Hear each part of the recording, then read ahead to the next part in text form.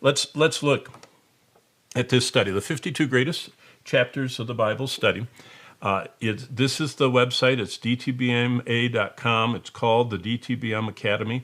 And what I did is, during COVID, I had so many wonderful 52 Grace chapter groups that during COVID I had to keep them going. And so I began going right over there. There's the studio with all those white marker boards that many of you have seen. And I began recording these 52 sessions with my group on the other side of the camera. And then we established this website, some very generous, godly people. In fact, most of the men in that original 8 helped fund this ministry of capturing these, and others helped us with the infrastructure and everything. So now it's online, and you notice it has right here the 52 greatest. There's some prophetic ones, the Isaiah course, others. The Revelation course is right here, but this is the 52 greatest chapter course. And this year-long 52 greatest chapters of the Bible small group study was my proposal to them of how to get serious about God. And if you're living in a world with a societal collapse, we are, with an Iran axis of resistance, that's all around us, with the Gaza, Hamas, Israeli war raging across the screens and in real life, with global climate disasters multiplying, and with the end of the world fears percolating under the surface. It's time for all of us to get serious about God. So let me show you. How do you get serious about God, get consistent spiritually, understand the whole Bible, grasp doctrine, the attributes of God, understand prophecy, resist the devil, and start the transformational scripture memory and sharing the gospel? In fact, it's the whole package. I told the men that were part of this study, I said, if you want the greatest days of your life, then stick with me for these 12 months, the 52 weeks. Do you know what happened? Probably about week 3, I was walking around Calvary Bible Church, where I was pastoring then, and one of the men attended Calvary Bible Church, and I bumped into his wife in the hallway. And she walked up to me and said, "Pastor Barnett." I said, "Yes." She said, "What are you telling my husband in that Bible study you're with him in?" I said, "What do you mean?" I said, "We're studying the 52 greatest chapters of the Bible." She said, "What are you telling him?" I said, "Why do you ask?" She said, "My husband, we've been married X number of years." She said, "My husband is changing before my eyes." I said, "Really? How's he changing?" She said, "A lot of ways." She says, he's listening more to me. He's asking more questions. He actually remembers things I say and tells me. He prays about them. She said he's spending time with the children. He started to carry his Bible to supper, and just says, I just found something in the Bible." She said, "I've noticed he's carrying around verses and he's memorizing them." She says, "What are you telling him?" I said, and I just said, "We're studying the 52 greatest chapters of the Bible." Okay, time to get serious about God. Here we go. Let's go through it. Here are the 52 greatest chapters. Starting in Genesis 1 all the way through Revelation 4 to 22 right here. Those are the 52 weeks, see? Week 1 to 25, and then 26 to 52. You notice that some of them are in red here. I've highlighted those. Those are the prophetic chapters. Bible prophecy right now is huge in people's minds. And so about 1/4 or a little more than 1/4 of all the chapters that we study have to do with end times.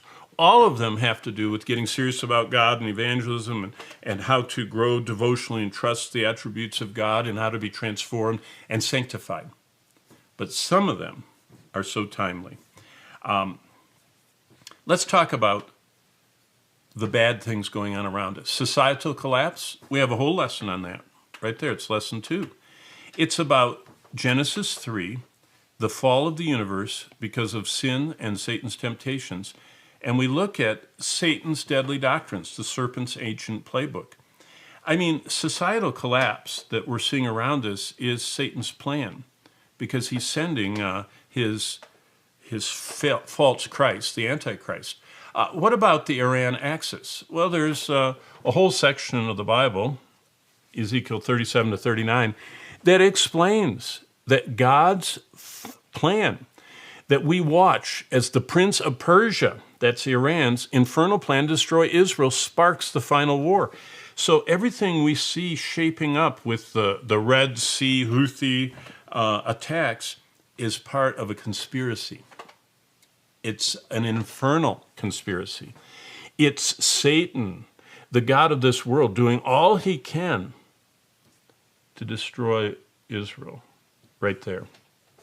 And Ezekiel 37 to 39 is week 22, and we study the restoration of Israel, how God promised after Israel was basically dispersed to the ends of the earth by the Romans after the fall of Jerusalem, how they were going to be regathered back, become a strong nation, and get to the point where the whole world is against them, and Antichrist makes a treaty with them to give them what they've always wanted, their temple back in Jerusalem.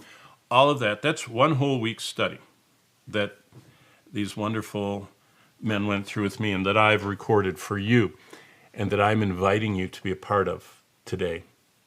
How about the Gaza War? That's lesson 24.